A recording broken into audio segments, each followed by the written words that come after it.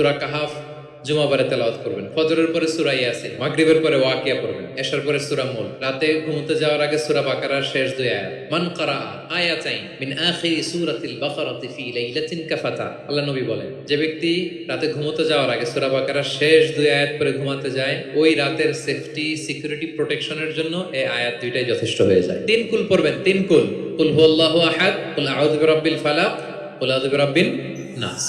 তিন কুল পড়বেন ফজরের পরে, মাগরিবের পরে, বিছানায় ঘুমোতে যাওয়ার আগে। আল্লাহ রাসূল সাল্লাল্লাহু আলাইহি ওয়াসাল্লাম এগুলো পরে হাতে ফু দিতেন, লম্বা একটা ফু দিয়ে সারা শরীরে এরকম মেসেজ করতেন, মাস্তাতা, যতটুকু সম্ভব হয়। তাহলে এটা special protection from your Lord. হ্যাঁ, শয়তানের বিপরীতে, ব্ল্যাক ম্যাজিক, জাদু টোনা বানের বিপরীতে প্রোটেকশন নিলেন কার কাছ থেকে? এই ওজিফাগুলো পালন করবেন। যদি করেন, আপনার জীবন প্রশান্তিময় হবে, আপনার জীবনের সব হতাশা দূর হবে, ডিপ্রেশন দূর হবে, আসমানি প্রশান্তি নেমে আসবে ইনশাআল্লাহ। আল্লাহ তাআলা আমাদের সবাইকে কথাগুলো বোঝার ও আমল করার তৌফিক দান করুক। আমরা পড়ি আমিন।